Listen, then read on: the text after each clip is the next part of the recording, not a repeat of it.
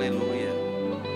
Aleluia. Pai, nós te damos graças, Senhor. Obrigado por esta noite, por esse dia tão esperado, pela expectativa nos corações de tantas pessoas, por esse dia que foi gerado, Senhor, em oração. E nós sabemos, Pai, que verdadeiramente família nasceu no teu coração. Foi o Senhor que idealizou, o Senhor é o arquiteto, o Senhor projetou, o Senhor executou todas as coisas. E família é tão importante para ti, que a tua palavra ela nos expressa, ela nos mostra que Jesus e a igreja é comparado ao marido com a esposa. Pai, nós verdadeiramente estamos aqui para aprender mais de ti, Senhor, porque estamos em um processo, estamos verdadeiramente em construção, e nós queremos sim ser edificados pela tua palavra, pela unção do teu Espírito, para chegarmos naquele alvo que o Senhor quer que nós cheguemos, Senhor. Para que nenhum dos nossos se percam, muito pelo contrário, mas que atinjam o alvo, que é Cristo. Eu te dou graças pelas famílias aqui representadas, por aquelas que estão nos assistindo através do YouTube, por aquelas que irão ainda assistir esse culto, Senhor. Sei, eu creio que todos serão impactados pelo poder da tua palavra. Famílias transformadas é o que nós declaramos. Mais um tijolinho sendo acrescentado na nossa vida nesta noite. Mais uma argamassa, sim, Senhor, vindo e prendendo um tijolo e outro tijolo, Senhor. Oh, obrigado, obrigado, porque verdadeiramente nós não iremos parar, iremos avançar, porque sabemos que esse é o teu desejo. Muito obrigado, Pai, em nome de Jesus. Amém. Você pode sentar. Obrigado, grupo de louvor. Então, eu sou o engenheiro Roberto Palhano. Tá saindo som? Som. Pronto, agora vai. Eu sou a engenheira Lucerna. Nós temos 32 anos de casado, com mais 6 anos entre namoro e noivado. Lá se vão 38 anos. Isso mesmo, em torno de 10 para 8 anos de idade, ela me pegou. Não, começamos, eu tinha 14 anos, começamos a namorar, ela 13 anos. E lá se vão 38 anos de convivência e uma boa convivência. E ainda estamos em construção. Temos 2 filhos, 2 noras, que para nós são nossas filhas também, e um netinho, por enquanto. Amém. Falando nisso, Vitor e Thalita estão aí, não é? Um beijinho. Beijo. É porque eu ia deixar para o final. Mas... Vitor e Thalita, fica de pé, ó, aí nossos missionários estão nos visitando. Amém. E irmãos, nós tivemos uma grata surpresa, né? Eu quero pedir também para o pastor Daniel de Jesus ficar de pé. Amém, glória a Deus. Ele está aqui, irmãos, veio de Mossoró. Na verdade, ele foi buscar uma sanfona nova, olha, lá no Ceará. Essa sanfona vai ser tocada aqui. E aí passou por Mossoró, a gente estava batendo um papo, ministrou lá em Alex, amanhã vai estar lá em Marcélio. É um querido nosso, está hoje em Santa Rita, lá com o pastor Fábio, manda um abraço para ele, viu? E eu tenho certeza, irmãos, quem aqui foi alcançado pela vida dele o ano passado? Amém. Então ele com certeza aqui está só de passagem, mas vai retornar para estar junto conosco. Amém? Mas então, nós temos algo mesmo do coração para compartilhar com vocês nessa noite sobre esse tão importante assunto, né? E eu gostei demais do tema, estamos em construção. Diga para o seu vizinho, estamos em construção. Diga para o seu cônjuge, estamos em construção. Aleluia, glória a Deus. E aí a gente pensando, né, sobre isso aí, Lucerna, como é que a gente está bem aqui? Está ótimo, né? Porque isso é proteção para a gente, irmão. Isso é segurança, viu? Para uma obra tem que estar assim, hein, Clécio? Clécio sabe disso. Então, pensando sobre isso, irmãos, e assim, quando a gente se apresentou, né, falando, eu sou engenheiro, de fato, eu e Lucerna, a gente concluiu engenharia civil, lá atrás, né?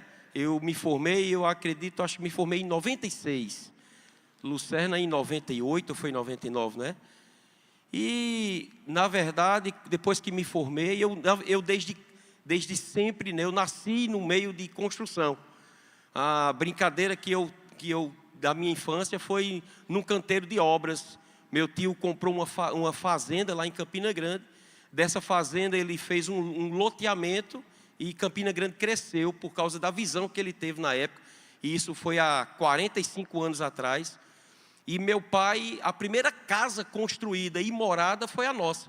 Eu tinha 8 anos de idade. E durante o dia, tinha 40, 50, 60 casas sendo construídas ao mesmo tempo. E a gente via muita gente, parecia formigueiro, muita gente trabalhando. Era um canteiro de obras aquele bairro. Mas à noite, só tinha nossa casa. E era uma sensação mesmo que a gente estava numa fazenda. Tinha todos os aspectos de fazenda. Todo aquele ambiente de fazenda. Sabe? Até para acordar de manhãzinha, a gente comia aquele beiju bem quentinho com café. Oh, aleluia! Maná do céu. Amém. E pensando sobre isso, né, a gente falou nessa questão de família, né? Mas antes de eu compartilhar com você alguma coisa de introdução que a gente quer compartilhar com você, porque vai ter tudo a ver, nós queremos fazer um paralelo, né, entre uma casa mesmo sendo construída e uma família sendo construída. Antes disso, eu quero passar um vídeo para você, se estiver em ordem, o vídeo. Apaga as luzes, por favor. Coloca aí o vídeo, Alan, por favor. Aleluia.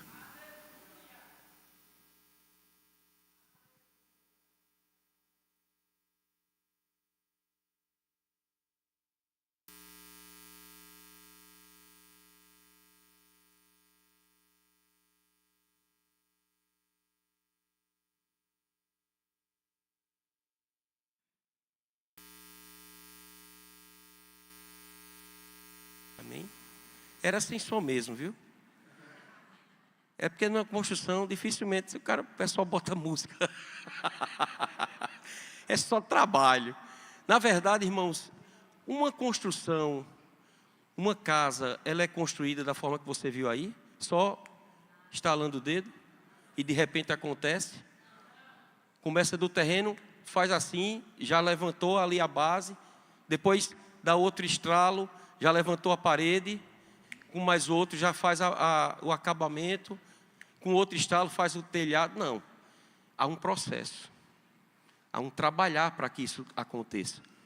E dentro desse contexto, né, com relação a essa questão de construção mesmo, eu quero citar para você alguns pontos que a gente pensou, né, sobre como a gente chega no final de uma casa construída. Primeira coisa que a gente precisa fazer é selecionar o terreno onde será feita a construção. A gente precisa selecionar o terreno. A gente precisa procurar o terreno. A gente precisa escolher esse terreno. A gente precisa entender o que é que a gente quer, como nós queremos fazer essa casa. Se é uma casa que tem um terreno acidentado, tem que ser feito um processo de um trabalho. É diferente de um terreno plano, né? E a gente vai compartilhar sobre isso, porque às vezes a gente pega um relacionamento onde está tudo muito bem, obrigado. É um terreno virgem que já está praticamente pronto para levantar. Mas às vezes nem sempre é assim. Às vezes o marido, que não é marido ainda, né? O pretendente a casar, tanto o marido, ou tanto o futuro marido como a futura esposa, tem algumas coisas na sua vida que precisam ser trabalhadas, né? Tirar alguma coisa aqui, colocar alguma coisa ali. Assim muitas vezes a gente faz com um terreno, para aplanar um terreno. Amém? A gente tem a terra de um lado, a gente tira a terra do outro, a gente tira alguns tocos, algumas coisas inconvenientes que o ambiente não é proporcionado para aquele terreno, para que haja construção. Então, a gente precisa selecionar o terreno. Segundo ponto, a gente precisa fazer a preparação do projeto e providenciar toda a documentação. Amém? A gente não pode casar de qualquer forma. Ah, me deu na telha de casar, vamos se juntar, vamos juntar os nossos trapos. Não é assim que funciona. A gente precisa trabalhar, a gente precisa pensar, a gente precisa projetar. Uma casa é feita dessa forma.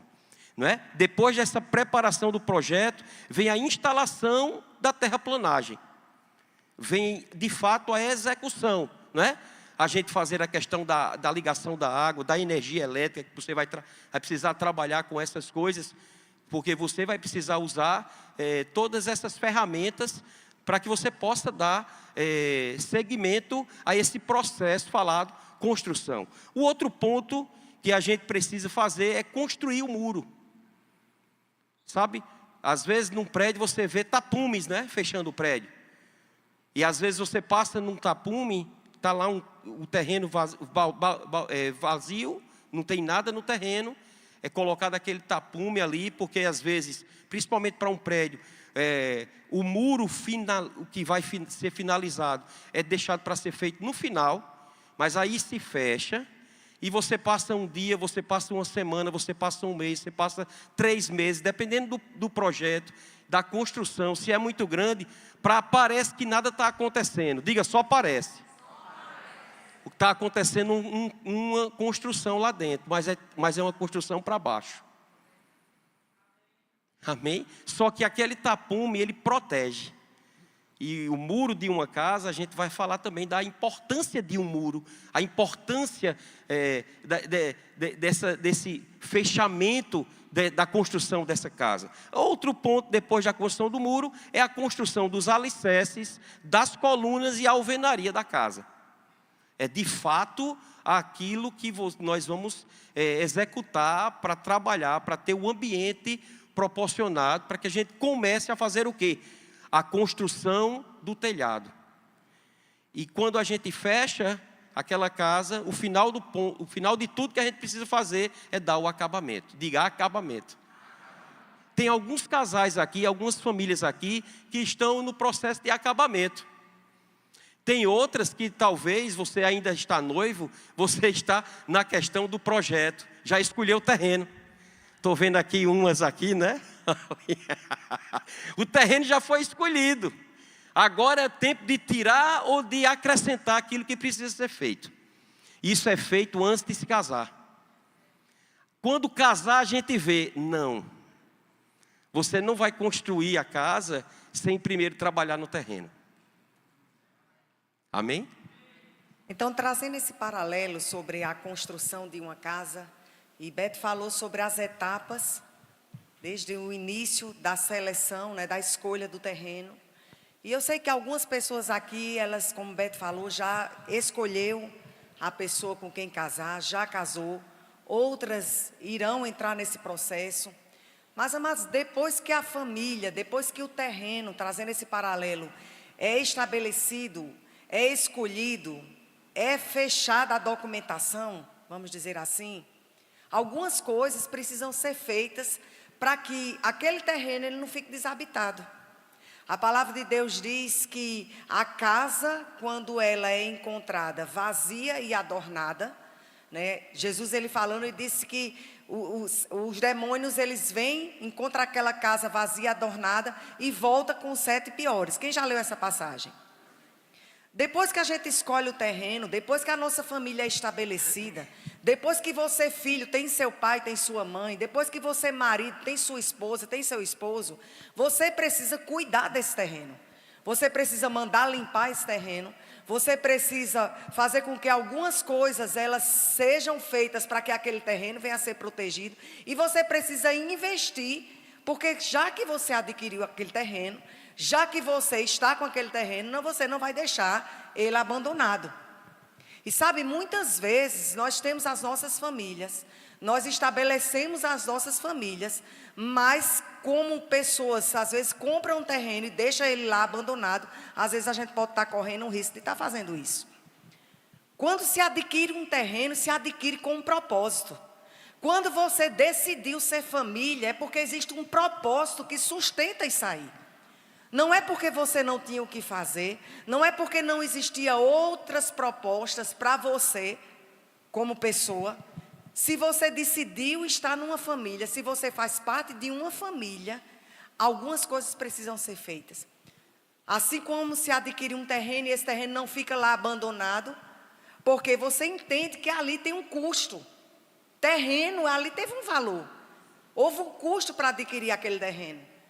E com certeza você não vai deixar, e a gente vai estudar sobre isso, os muros, você não vai deixar que aquele terreno ele venha a ser invadido. Porque depois que ele venha a ser invadido pelos sem terras, vamos dizer assim, vai ser mais difícil você conseguir aquele terreno de volta. Porque eles podem, não entendo muito dessa coisa de imobiliária, mas depois de um certo tempo, se aquele terreno for invadido, você pode não fazer mais parte aquele terreno pode não fazer mais parte da sua vida. Aquele terreno pode não ser mais seu. Não é assim? Então, algumas coisas a gente precisa pensar. Já que estamos numa família, já que fazemos parte de uma família, o que é que nós precisamos fazer com aquilo ali? Não podemos deixar de toda forma. Não podemos abandonar aquele terreno, porque afinal de contas, nós escolhemos ele para construirmos a nossa casa lá. Escolhemos aquele terreno porque nós entendemos, alguma coisa eu quero construir ali e depois eu venho habitar nela. Quando você escolheu casar com essa pessoa, quando você, filho, nasceu nesse contexto familiar, existe um propósito. Algumas coisas precisam ser investidas para que algo muito belo venha a ser construído e habitado naquele lugar. Para você fazer uma casa, muitas vezes vem várias ideias. Para você construir a casa, alguém pensa, eu quero uma casa com 3 quartos, outra com 4 quartos, outra, não, 2 quartos para mim está suficiente, porque eu quero minha família pequena, e eu quero uma casa compacta. Já outro diz, não, eu gosto de uma casa suntuosa, eu gosto de uma casa de primeiro andar. E você vem, algumas ideias vêm na sua mente. Mas deixa eu lhe dizer, você não foi projetado, você não foi preparado para fazer o projeto dessa casa. Sabe o que é preciso você fazer para ter a casa dos seus sonhos? Você precisa convidar um arquiteto. Você precisa contratar um arquiteto. E você pode dar suas ideias ao arquiteto. Mas sabe, a palavra de Deus diz que nós podemos fazer muitos planos, os homens podem fazer os planos, mas a resposta certa vem do Senhor. E eu quero dizer, o arquiteto para a tua casa, para a tua família ser bem construída, chama-se Jesus.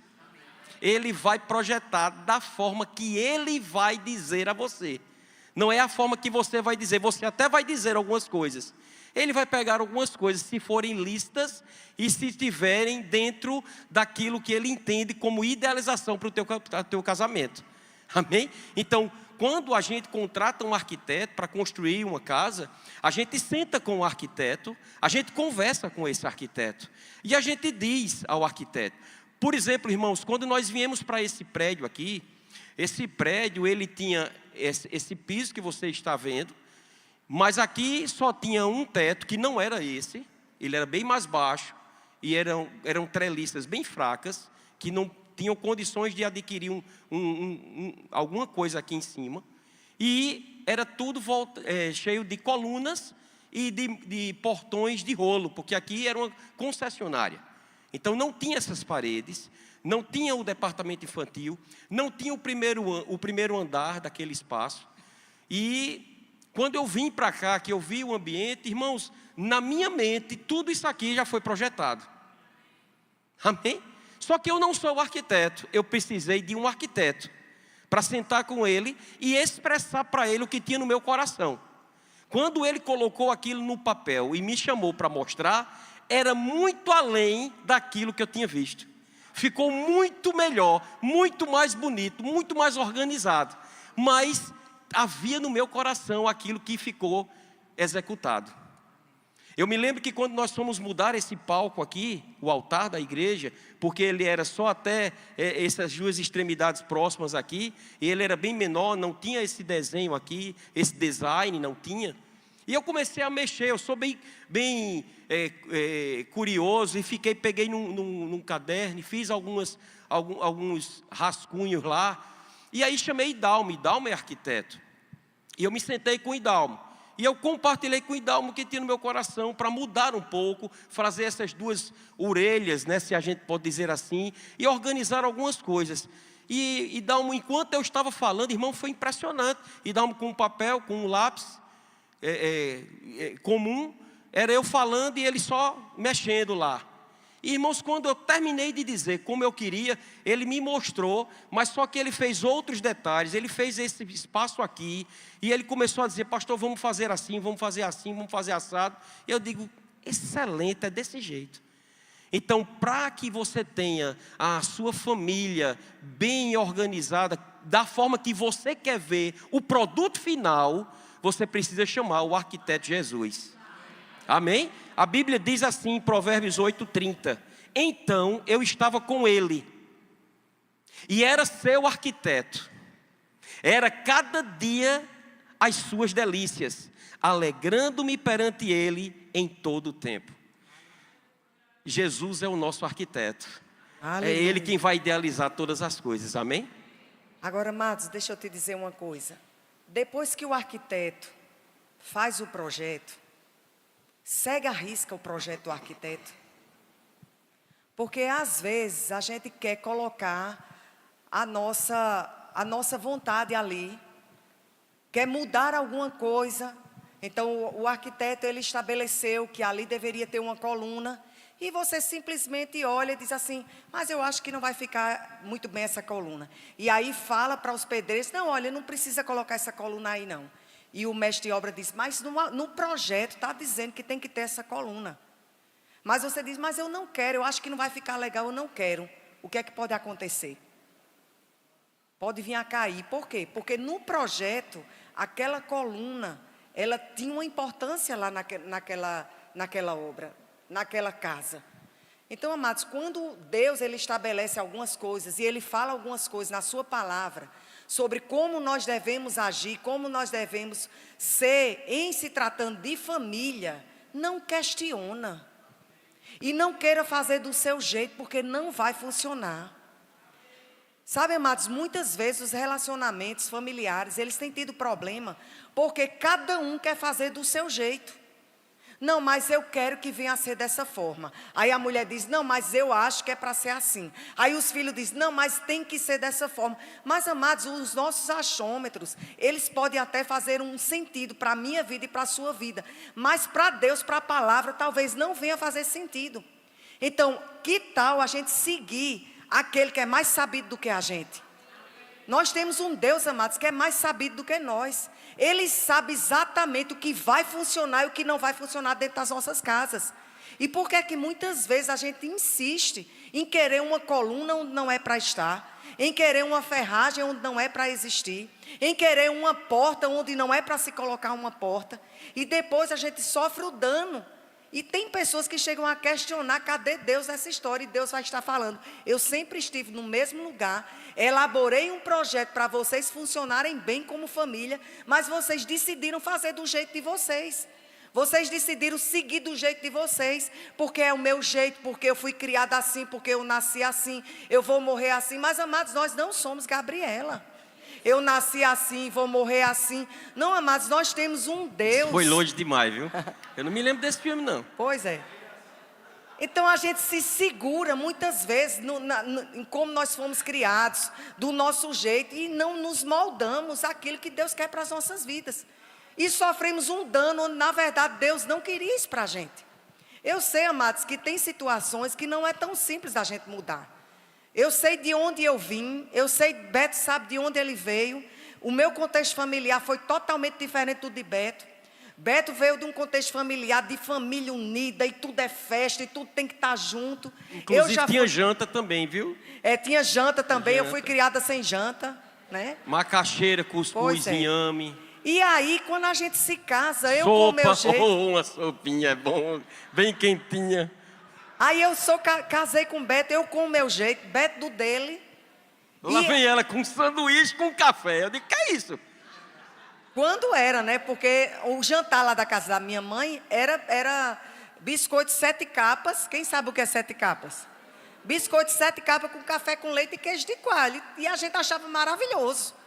Aí caso com Beto, Beto é acostumado com cuscuz, com inhame, com macaxeira, com sopa. Agora a mãe dele faz tudo, porque não é para ser só uma coisa, né? A mãe dele é tudo assim, até hoje é assim. Mas aí a gente se casa e a gente fala de coisas simples como comida, mas e quando se diz de comportamento? E quando se fala de personalidade? E quando se fala de um ser carinhoso e o outro ser grosso, feito cavalo batizado, feito papel de enrolar prego. E aí? E um gostar de carinho, gostar de alisado, gostar de beijo e o outro não gostar. Um gostar de palavras e o outro simplesmente não importa tantas as palavras, mas quer o tempo e a qualidade daquele tempo com a pessoa.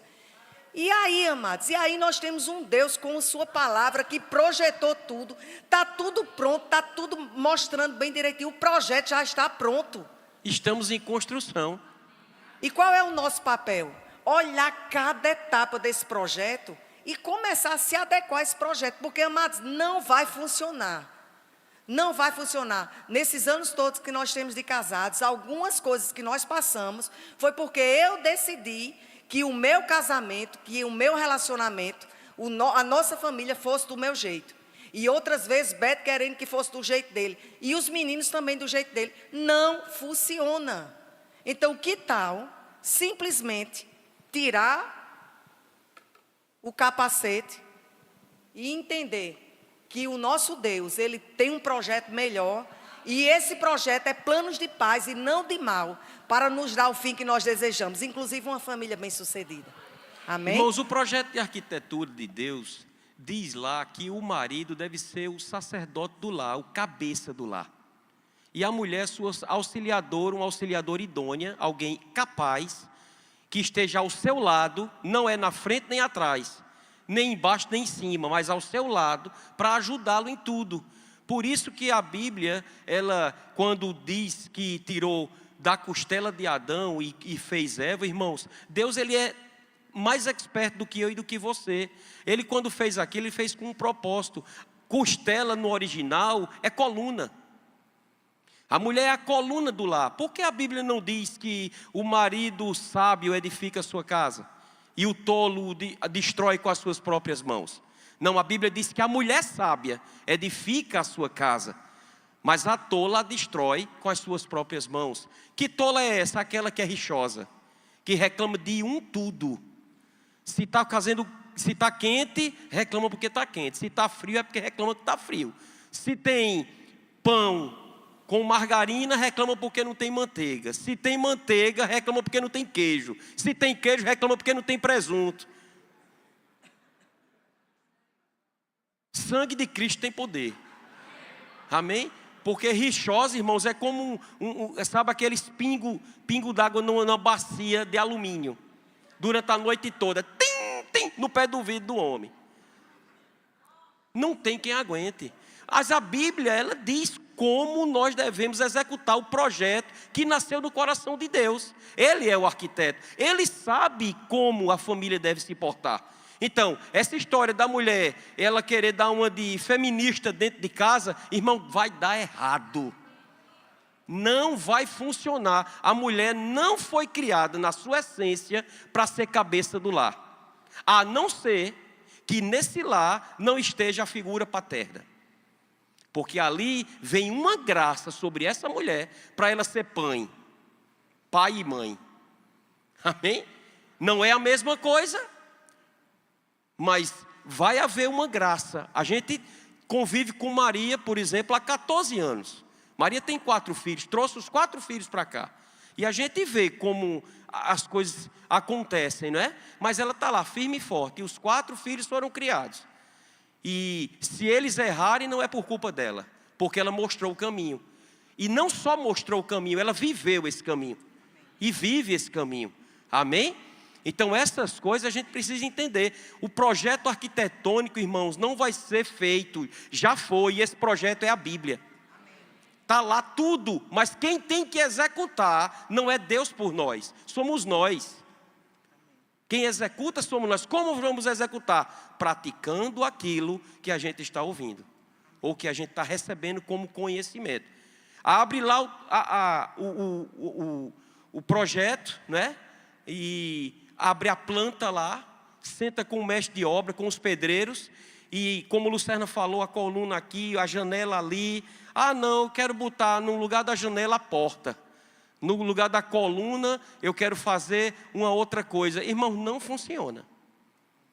Não funciona. Não é você pela sua própria forma de fazer, que vai fazer seu relacionamento e seu trato com seus filhos, por exemplo, dar certo. Siga as instruções do arquiteto. E amados, a palavra de Deus, ela fala para a mulher ser sábia, mas ela instrui também para o marido ele amar a sua esposa como Cristo amou a sua igreja. E quando a gente olha o que Jesus fez por nós, a gente consegue ter clareza de como o marido deve ser para com a sua esposa. Aquele que cuida, aquele que não maltrata, aquele que está junto para trazer as instruções necessárias, aquele que está para zelar pelo outro e não para maltratar o outro.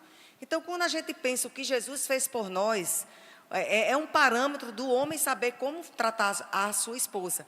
Mas aí fala para os filhos também, como os pais eles devem ser com seus filhos e como seus filhos devem ser com seus pais. Amados, se cada um exercer o seu papel, que está no plano, que está no projeto arquitetônico, não tem como dar errado. Não tem como dar. Por que que as coisas às vezes não funcionam?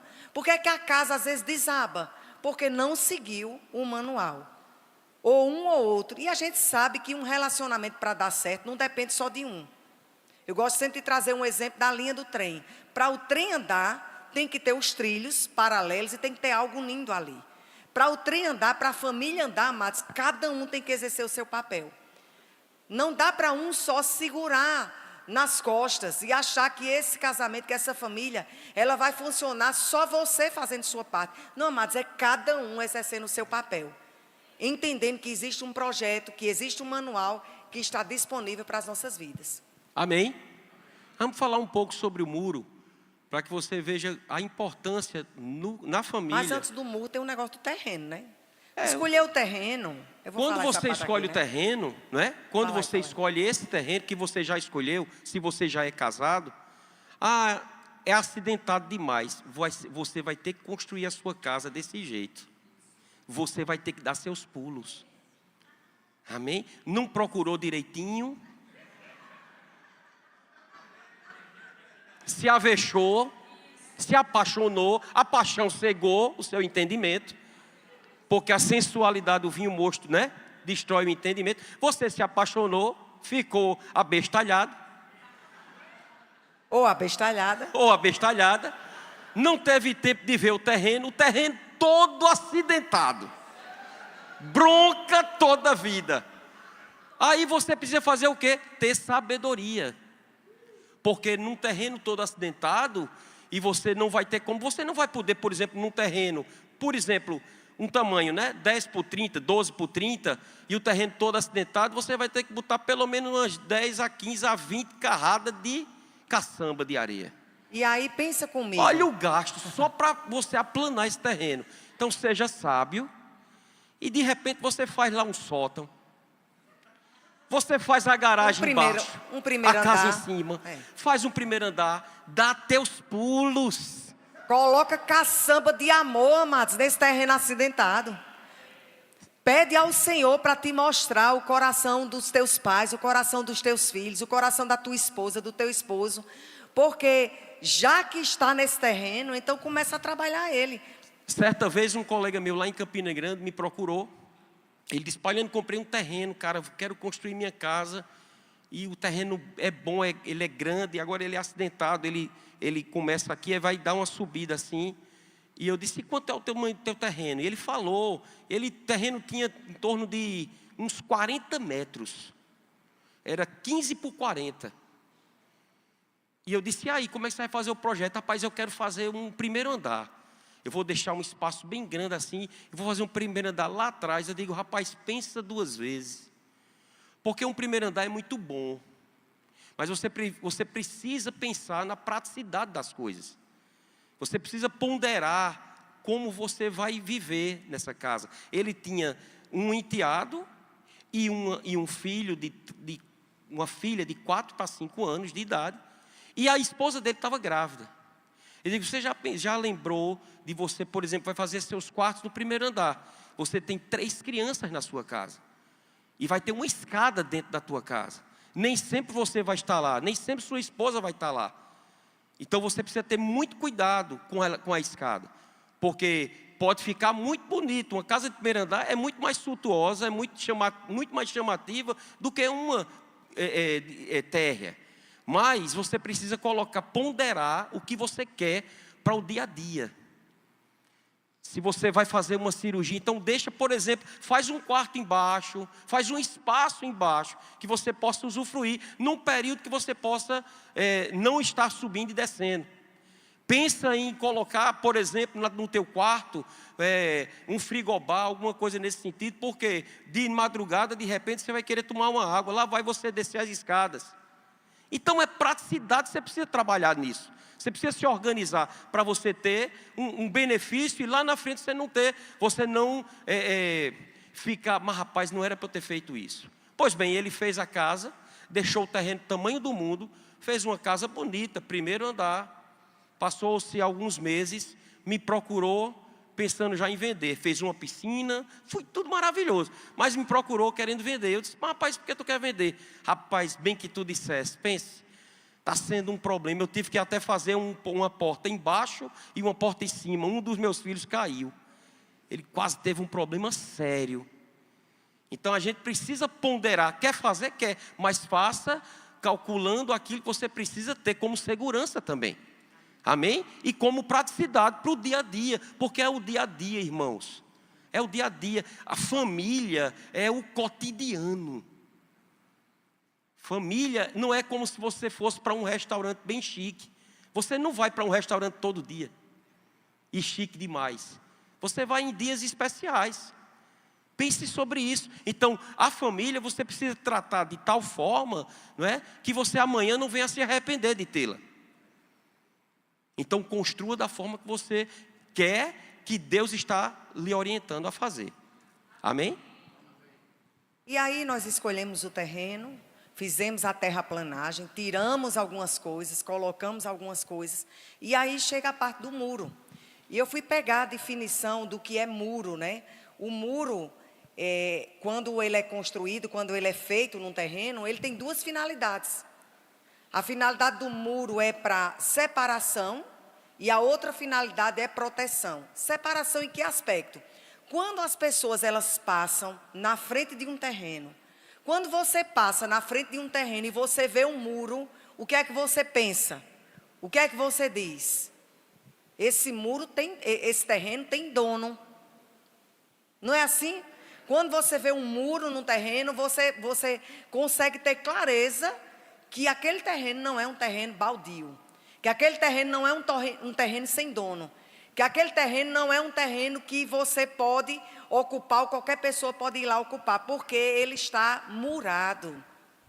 Sabe, amados, nós precisamos levantar muros nas nossas famílias. Precisamos levantar muros nas nossas vidas individualmente e levantar muros nas nossas famílias. Lucerna, que muros são esses? Muro é para quê? Separa. No quesito que, Lucerna, que nós vamos tocar com relação ao que significa o muro na família, antes dela dizer, eu quero dar um testemunho sobre essa situação.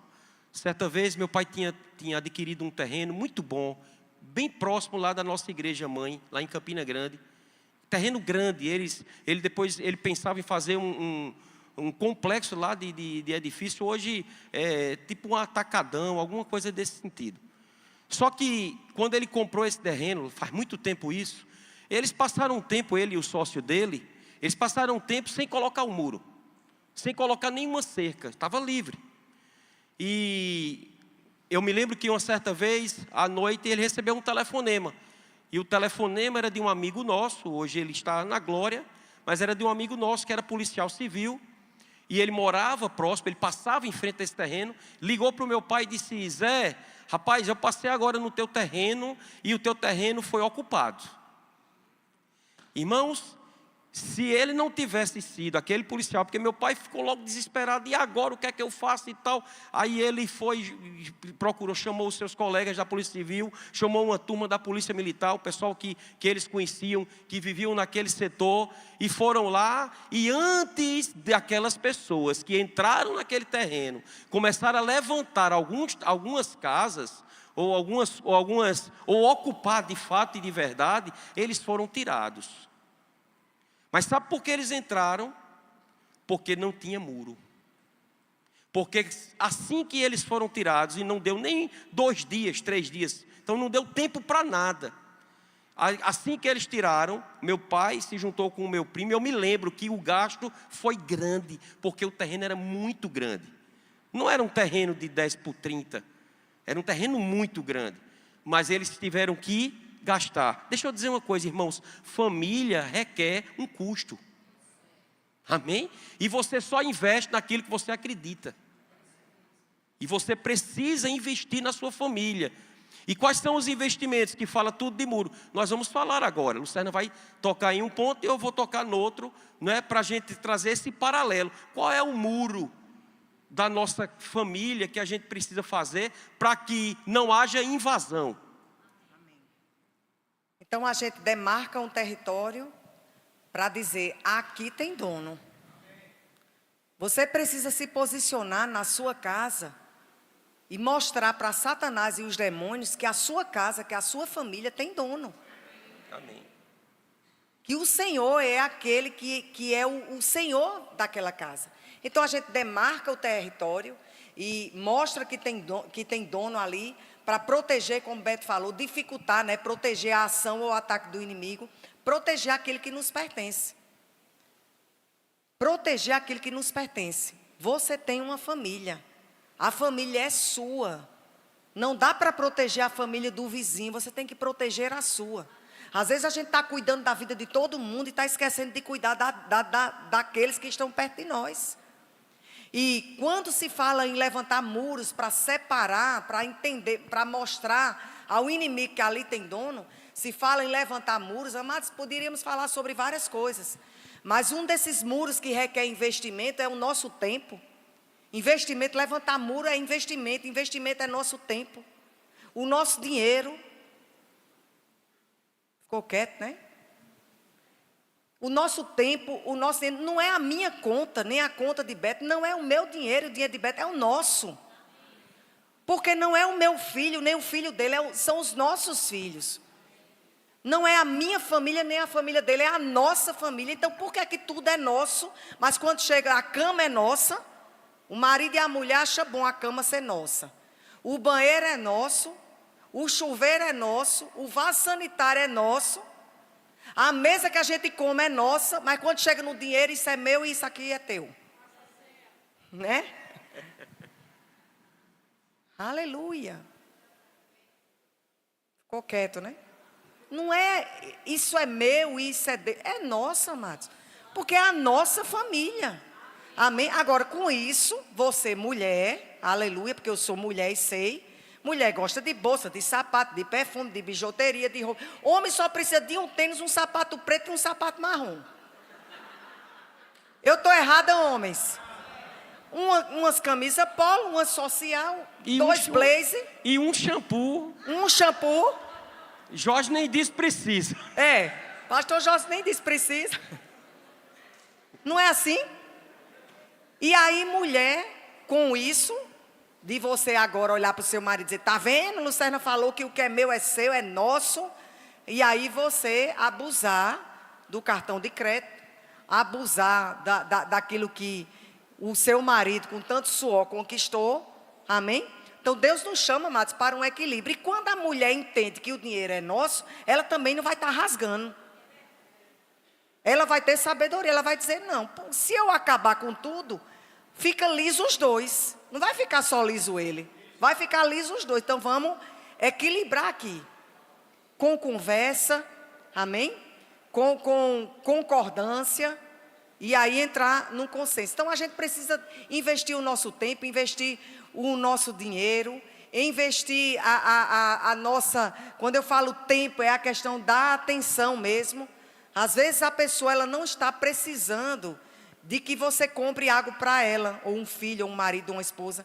Ela só precisa que você tire alguns minutos com ela ou com ele. Tenha cuidado, inclusive, com a igreja. E como pastor, eu tenho propriedade de dizer isso a você. Porque ministério é atraente. Igreja é atraente, é maravilhoso estarmos em comunidade, é maravilhoso estarmos servindo. Quando a gente pega no breu numa igreja, quando a gente se identifica com a igreja, quando a gente fica junto com um departamento, a gente ama fazer as coisas na igreja, mas muitas vezes, irmãos, tem pessoas que esquecem da família e se dedicam completamente à igreja. Mas deixa eu dizer uma coisa, o primeiro ministério da nossa vida é a nossa família. Amém? É o primeiro ministério, irmãos. E a gente precisa ter esse cuidado. Quinta-feira tinha culto. O Ayrton ministrou aqui. Eu ia dirigir o culto. Vitor e Thalita chegaram na quarta-feira. E a gente sempre tinha uma prática de pelo menos uma vez no mês, nós 4 ou às vezes os 6, irmos ao cinema. O que foi que eu fiz? Liguei para Jorge não pôde vir. Liguei para Marcelo. E eu disse, pastor Marcelo, tu pode dirigir no meu lugar hoje? Posso, pastor. Rapaz, é porque é o seguinte, amanhã eu vou estar de plantão, Vitor e Thalita chegaram, e rapaz, eu queria ir no cinema com eles. E eu nem vim para o culto do quinto, ó. E Deus nem me condenou. Na hora que vocês estavam recebendo a palavra aqui, eu estava comendo pipoca no cinema com Vitor e Thalita. Tão espiritual quanto você que estava no culto ouvindo a palavra. E eu digo a você, às Amém? vezes, irmão, isso é mais espiritual do que você vir e pensar que está agradando a Deus. Amém? Em 99, quando os meninos eram pequenos, principalmente Daniel, ele tinha dificuldade, e agora vai uma palavra para quem tem criança aqui. Em 99, a gente, com Daniel criança, ele tinha 4 anos de idade, 3 para 4 anos de idade, e ele tinha dificuldade de ficar no departamento infantil. Ele até ficava, mas na maioria das vezes, na grande maioria das vezes, na época não era chique como hoje, não, data show, telão. Não, o diácono vinha com uma plaquetinha com um número. Aí levantava a plaquetinha, pois não era sempre a plaqueta que era de Daniel. Meu amigo, a gente tirava para ímpar para ver quem ia, porque ficava tudo com raiva, eu e ela. Por quê? Irmãos, um mover do Espírito, um avivamento no verbo da vida, uma igreja poderosa. Irmãos, os diáconos da gente na época eram os pastores atuais de todas as igrejas espalhadas pelo mundo afora. Eram os diáconos da época, eram os conselheiros da época. Todos eles, porque era uma igreja só que nós tínhamos em 98 para 99. Uma igreja com 200 membros. E na hora do mover, o pastor Bandi lá se movendo nos dons e tal, lá vinha a plaquetinha. Eu olhava para a Lucerna com raiva, Lucerna olhava para mim com raiva, vai tu agora, Betas. Não, pelo amor. Já pegava o menino chateado. Tivemos um evento de família, irmãos, um evento como esse pode salvar a tua casa. Às vezes a gente vem, eu vou porque falaram para eu, se eu não for, aí o que é que vão dizer de mim? Por eu não ter ido, e você pensa que Deus ele não leva em conta um momento como esse. Irmãos, Deus não desperdiça oportunidades. O evento chamava-se Vinho Novo na Família. Ítalo e Rosângela era o casal. E ela ministrando, de repente ela disse, pais, deixa eu dar um conselho para vocês. Se seus filhos estiverem no departamento infantil, e muitas vezes eles estiverem aperreando, não quiserem ficar, e você for chamado para lá, não fique com raiva não. Vá. Fique, se preciso for, fique lá um tempo na salinha dele, com ele. Mas ela disse mais ainda, ela disse, se for preciso, perca o culto. Porque é melhor você perder um culto do que perder seu filho. Irmãos, nunca mais a gente ficou com um comportamento distorcido. Por quê? Porque o projeto chegou para nós. Como é que nós devíamos agir com eles? Amém? O sábio não é aquele que tem que levar a pancada e continuar no erro. É aquele que recebe a instrução e executa. E irmãos, depois a gente, quando entrou em 2000 no Rema, eles não só iam para o departamento infantil, como eles fizeram o Rema, segunda, quartas e sextas, os 2 anos do Rema, e o ano seguinte, 2002, a escola de ministro. E não faltaram uma aula. Amém? Por quê? Porque a gente soube equalizar a família. Nem perdemos o culto, nem perdemos nossa casa, e estamos aqui contando a vitória. Amém. Então a gente levanta esse muro. Você sabe, o Espírito Santo, ele testifica no seu coração. Quais são os muros que você precisa levantar para proteger a sua família, para dizer a Satanás e seus demônios que ali tem dono. Você sabe, amados, nós já sabemos. O Espírito Santo ele vai tratando conosco, mas a gente também precisa levantar um outro muro que é a oração. Você precisa orar pelos seus. Filhos, orem pelos seus pais. Pais, orem pelos seus filhos. Marido, ore pela sua esposa. Esposa, ore pelo seu esposo. A oração é um muro que vai trazer proteção para a sua casa, que vai trazer livramento para a sua casa, que vai trazer estratégia, direção. Então, levanta esse muro. Um outro muro também é nas palavras. Quais são as palavras que você tem falado? As palavras que você fala para com os seus, elas podem estar separando e protegendo a sua família, ou elas podem estar deixando um campo fácil para que o diabo ele venha com as suas estratégias para trazer confusão para aquela casa. Muitas vezes, quando a gente fica de cabeça quente, quando a gente se chateia com alguma coisa, a gente fala, amados, o que não é para falar. Mas existe algo chamado domínio próprio, que nós já temos. O Senhor, Ele já nos concedeu o domínio próprio para a gente não falar na hora errada, a coisa errada, da forma errada. Então, tem coisas que seu marido vai precisar ouvir de você, mulher. Tem coisas que você, mulher, vai precisar ouvir de seu marido. Que os pais vão precisar. Sabia que os pais, às vezes, precisam parar para ouvir um pouco os filhos? E os filhos precisam parar para ouvir um pouco os seus pais? Para quê? Ali vai haver estratégias. E ali vai haver clareza sobre algumas coisas que talvez a gente não está enxergando. Então, só que existe uma forma de falar. O que é que muitas vezes acontece? Na hora que há uma situação, vai falar na hora da raiva, vai falar na hora da chateação. Não vai funcionar. As palavras, elas precisam ser ditas, mas existe uma hora certa para se falar. Até, mas com a motivação certa. A motivação que a gente vai falar com o nosso esposo, com a nossa esposa, com os nossos filhos, dos filhos com os pais. Às vezes a gente vai com a motivação errada. E não vai funcionar. Se passando de tão espiritual, mas muitas vezes é trazendo mais jugo para aquela pessoa. E a gente não pode, amados, usar a palavra, usar o Deus a quem nós servimos, para trazer mais jugo para aquela pessoa. Muito pelo contrário. A gente tem que trazer para perto e mostrar, olha, o Senhor, Ele nos instruiu algumas coisas. As coisas aqui não estão andando como deveriam andar, mas nós estamos juntos. Você é meu marido, você é minha esposa, você é meu filho, você é meu pai. Ninguém aqui é inimigo de ninguém. Amados, escuta uma coisa. O diabo, ele quer falar para você que o seu marido é seu problema, que a sua mulher é seu problema. E eu sei que agora eu estou falando pelo Espírito mesmo. Que seus filhos são seus problemas, ou que seus pais são seus problemas. Mas nós só temos um inimigo nesse planeta Terra. Se chama Satanás. Os nossos familiares, eles não são os nossos inimigos. Eles não são os nossos problemas. Se eles não estão andando na palavra, o nosso papel, amados, é puxar eles, levantar muro. Puxar eles para Deus, para a palavra, para o Espírito, para que eles possam enxergar o poder que há em ser família. E não terminar de matar. Amém? A Bíblia fala em Provérbios 15, 23. O homem se alegra em dar resposta adequada. E a palavra, a seu tempo, quão boa é. Então Deus, o arquiteto, Ele nos dá a instrução de como nós devemos agir. Outra passagem diz assim: não saia da vossa boca nenhuma palavra torpe, e sim unicamente a que for boa para a edificação, conforme a necessidade, e assim transmita graça aos que ouvem. Amém? Eu sei que a gente já está bem próximo de encerrar, e a gente quer ser rápido para concluir essa casa, né? Porque na verdade a gente chegou nos muros. Mas só para a gente falar um pouco sobre o alicerce.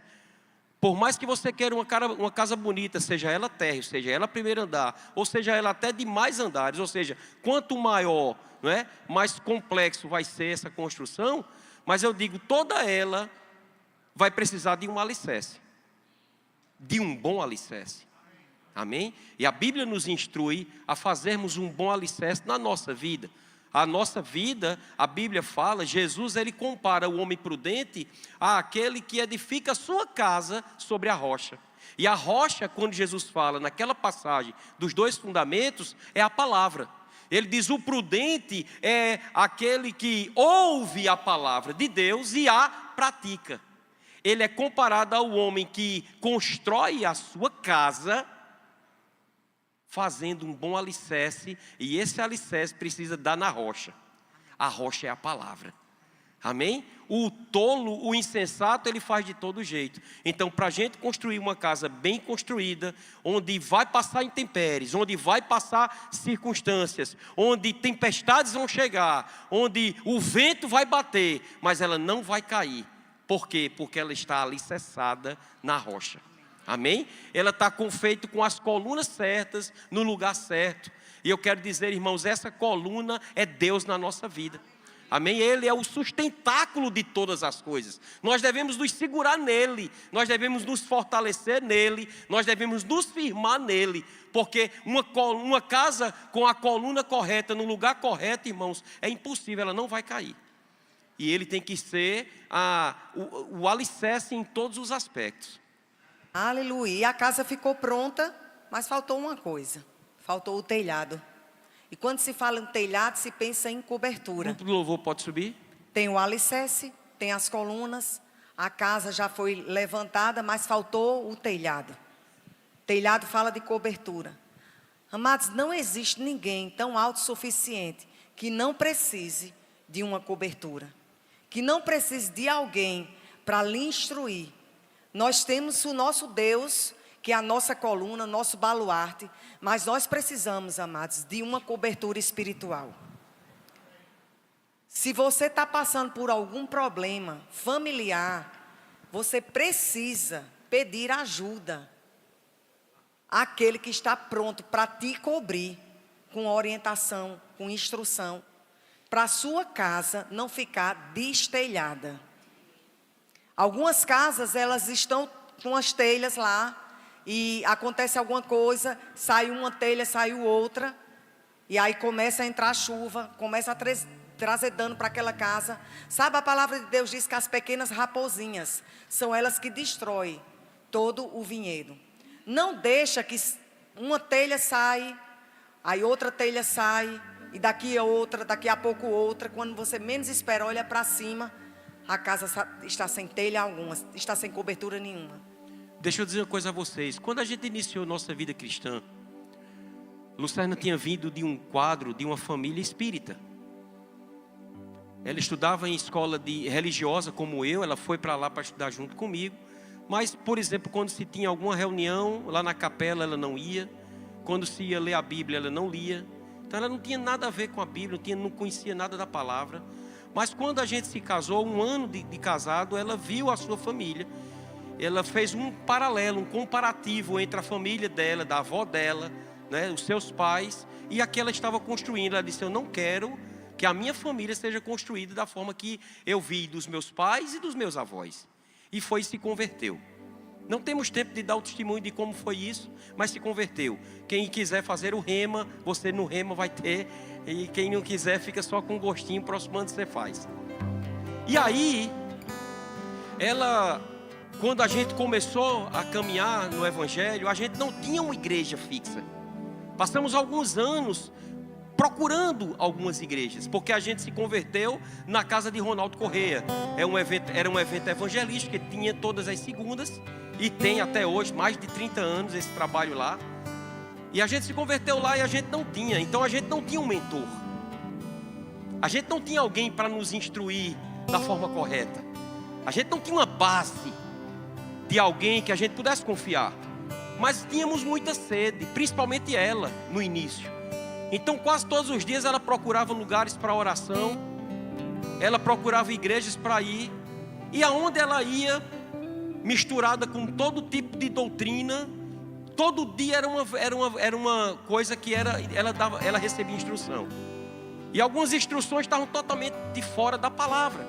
Mas ela não sabia da palavra, ela não conhecia a palavra. Ela só estava procurando. E quando ela chegava em casa, sem me dizer nada, sem dizer nada aos meninos, tocava terror lá em casa. Como assim? O que tinha de quadro pegava para queimar, porque naquele quadro tinha demônio. Meus troféus, pelo amor de Deus, perdi tudo. De futebol, de vôlei, digo, até hoje, de Lucerna, até porque foi no meio. Eu digo, pronto, queimou foi tudo. Todo dia que eu chegava em casa, era uma parede descoberta. Eu digo, o que foi que eu... E o pior, ela mentia. Ela não dizia que tinha queimado porque tinha um bicho lá que não tinha. Tinha na cabeça dela e de quem botou na cabeça dela. Só que ela começou a ficar com problemas sérios. Além de detonar a nossa casa, os coitados dos meninos, eles quando ganhavam presente, corria para a mãe, mãe, esse eu posso. Porque tinha demônio em todos os bichos. Ela primeiro arrancava as cabeças dos bichos para ver se tinha algum pacto, alguma coisa lá. Por quê? Porque não tinha um mentor. Não tinha alguém para instruir, para aconselhar, para orientar da forma certa. Tinha a intenção correta. Mas, irmãos, de intenção não vai fazer. Tem um ditado que diz que de boa intenção o inferno está cheio. Não é a intenção boa, é a palavra correta, boa, embaixo de uma instrução de alguém idôneo, de alguém que já tem um lastro de vida espiritual, que possa nos orientar da forma certa, da maneira correta, à luz da palavra, sempre olhando para a palavra.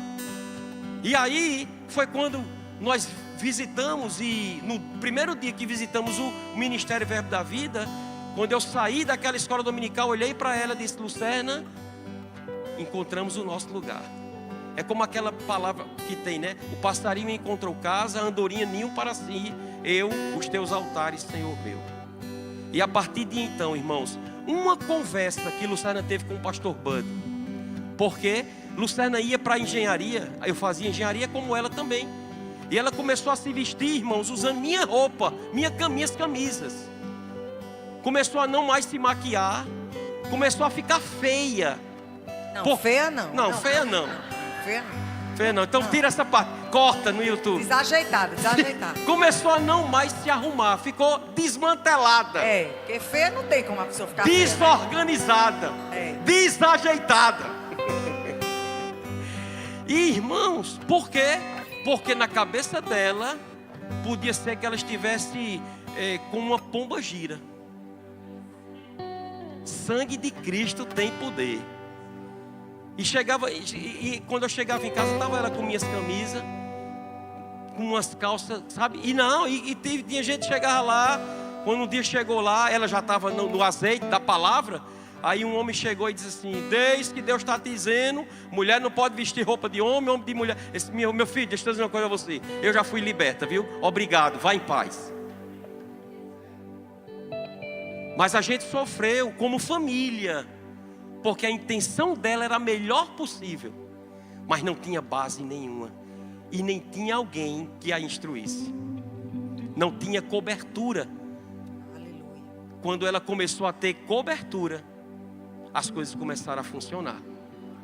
Amém? Aleluia. Fique de pé. Nós vamos cantar uma canção bem conhecida, e eu pedi para os meninos cantar essa canção porque ela tem tudo a ver com esse momento, não é, de nós como família, de casa. E nós esperamos que você tenha recebido dessa palavra. E deixa eu lhe aconselhar uma coisa, porque aqui nós vimos maridos, esposas, mas também vimos mulheres que hoje estão talvez solteiras, viúvas, desquitadas, não é? Homens também da mesma forma. Vimos noivos, namorados, vimos adolescentes, crianças, vimos família. Alguns receberam instrução como vacina. Você que não tem ainda uma família estruturada no que diz respeito a ser marido, a ser esposa, você recebe como vacina, para na hora que você estiver casando, fazer da forma certa. Mas você que já está nesse campo aí de marido, de mulher, receba como remédio. Tome esse remédio. Esse remédio não tem contraindicação. Ele não vai fazer mal para você, ele vai fazer bem. E vai fazer muito bem. Vivemos hoje 38 anos juntos. Eu digo a você, irmãos, se eu voltasse, na verdade, se eu voltasse com o entendimento que eu tenho hoje, pode ter certeza que ia ser muito melhor do que o que a gente viveu. Mas eu quero lhe dizer, irmãos, em alto e bom som, nós não somos, nem nunca fomos, uma família perfeita. Eu tenho meus defeitos, Lucerna tem os seus defeitos, os meninos têm os defeitos deles, as nossas filhas, porque é assim que a gente trata elas, tanto Thalita quanto Priscila, as nossas filhas também têm defeitos, Mas as nossas qualidades e quem nos puxa para cima é muito maior do que aqueles nossos defeitos. E a gente celebra a nossa família. Deixa eu dizer uma coisa a você, irmão. Foi a melhor coisa que eu fiz na minha vida, foi casar com o Lucerna. Eu digo a vocês, em nenhum momento desses 38 anos, e eu digo 38 porque os 6 anos você escuta no rema, você vai escutar o que ela fez comigo. Mas nem por isso eu quis pular do barco. Não queira pular do barco chamado família. Não vale a pena você pular do barco chamado família. Porque nesse barco tem Jesus. E esse barco não vai afundar. Ele vai chegar na outra margem. Amém? Vamos cantar.